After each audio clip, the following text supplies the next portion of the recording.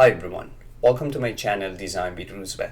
Continuing with CSWP Practice Problems, today we'll work on question 11.4. Let's take a look at this question. So in this question, unit of measurement is millimeter gram second. Like always, we need to ensure we're using the same unit of measurement in SolidWorks setting. Now, looking at this geometry, we have different views. We have the 3D model, we have the front view, top view, and right view. My preference is to start with making a box. I'm going to make a box and then I will make this cutout in the box in order to get the final geometry.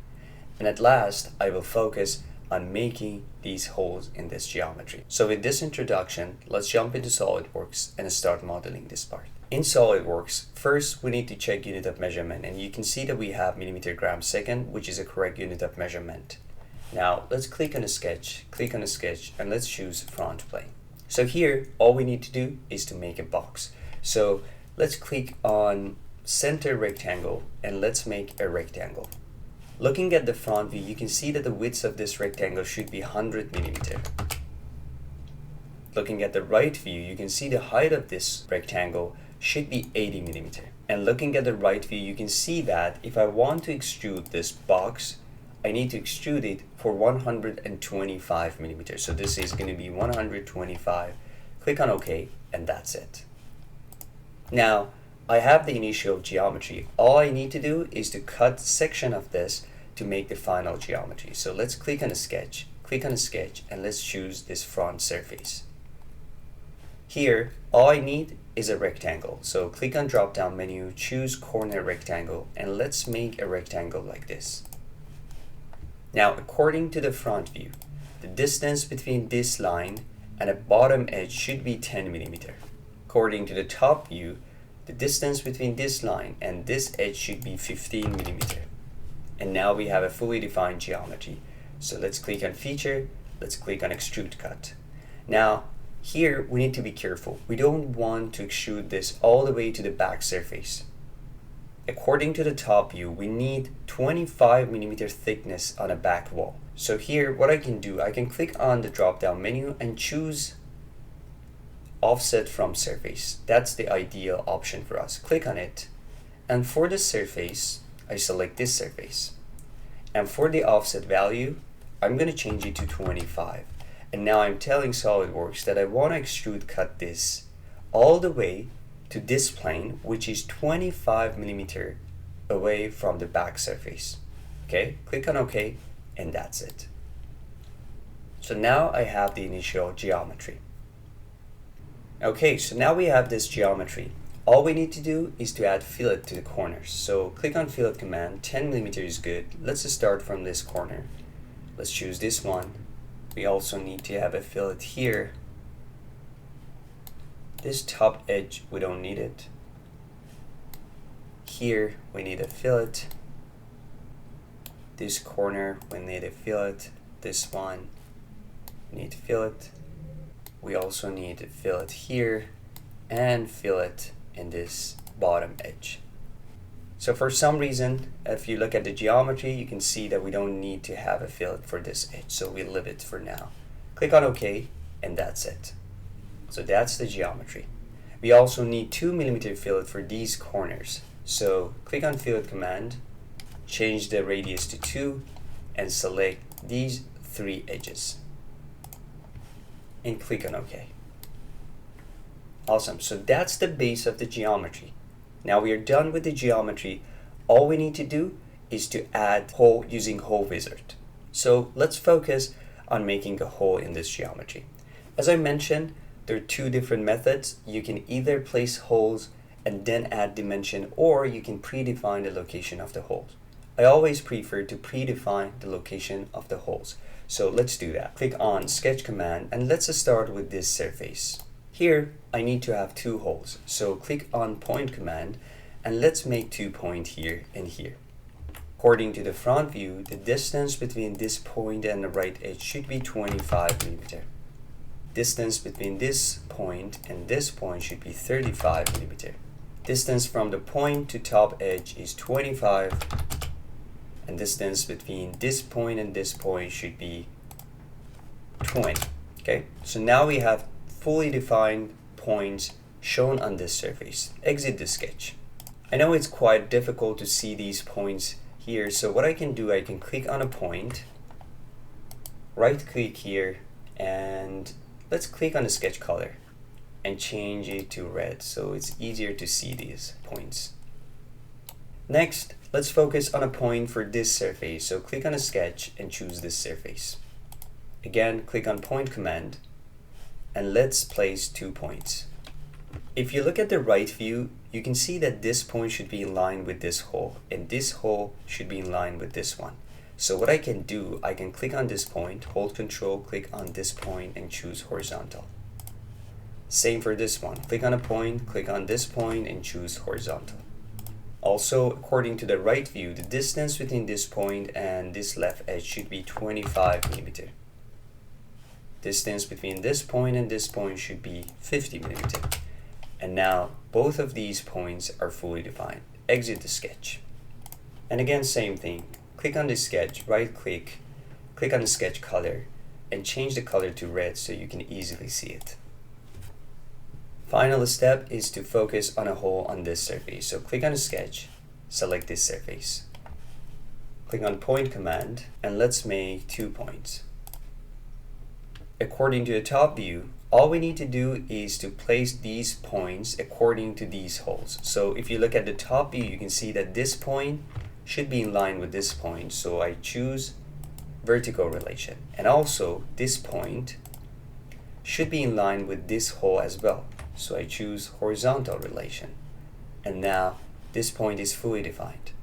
Same for this point. We should have a vertical relation with this top point and horizontal relation with the left one.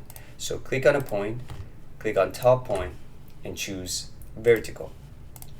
Click on this point, click on this point, and choose horizontal relation. And now you can see both of these points are fully defined.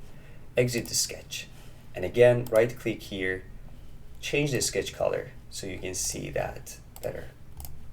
Now we have the location of all these holes fully defined. Next step is to use hole wizard command.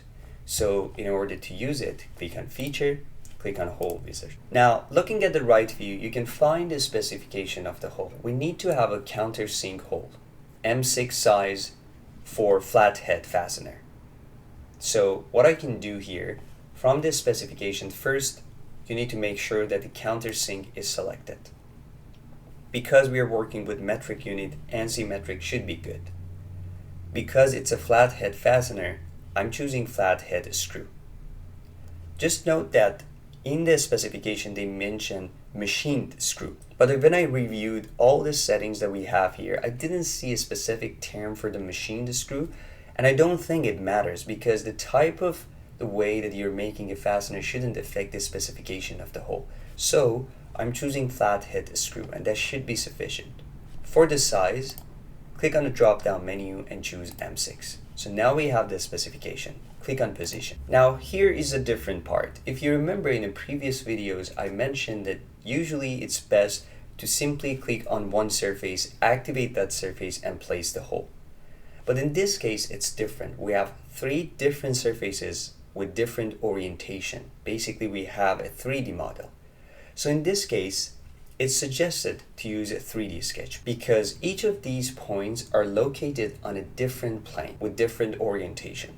So what I can do, I can click on 3D sketch, and SolidWorks allows me to change the orientation of the hole. So for this surface, it automatically selected this direction, XY direction. And now I can simply place the hole right on this point and this point. Now if I move my cursor to this surface, SolidWorks automatically change the orientation, which is really convenient. Select this point, select this point.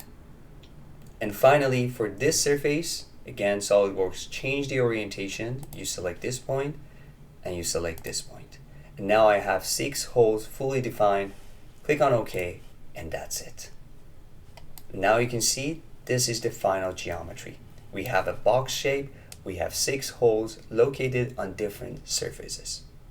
Now it's time to go back to the question and find the volume and make sure that this model is correct. In the question, you can find the total volume here. The total volume for this model is 390,116 cubic millimeters. Let's go back to SolidWorks and check the volume for our model. In SolidWorks, in order to check the volume, you can click on Evaluate and then Mass Properties. And here you can see the total volume. The total volume that we found here is 390,112.9 cubic millimeters. If you round up this number, you're basically getting 390,113 cubic millimeters. There's 3 cubic millimeters difference between this answer and the answer that we have in a question. But quite honestly, when I reviewed this question, I was not able to find any sort of discrepancy between my model and the model that we have in a question. As a matter of fact, 3 cubic millimeters is absolutely nothing. And again, it's well within the percentage of the error that we want. In the exam, if you get to a point that the difference between your answer and the final answer is way below 1% threshold, then you should be absolutely fine. In this case specifically, it's just 3 cubic millimeters. Let's just for a second stop here and then calculate percentage of the error. So here, the difference that we have between our answer and the final answer is just 3.01 cubic millimeters. If I divide this by the correct answer, which is the answer in the problem set, which is 390,116, and I multiply this by 100 to change it to percent, you can see that the percentage of the error is absolutely nothing. You can actually see the number here. The number after changing to percentages is still super small. This is telling me that the difference is kind of negligible and you don't need to really worry about it. Here I try to change the setting as well. I try to change the accuracy level to see if it can help me, but after changing the accuracy level, the number didn't change significantly.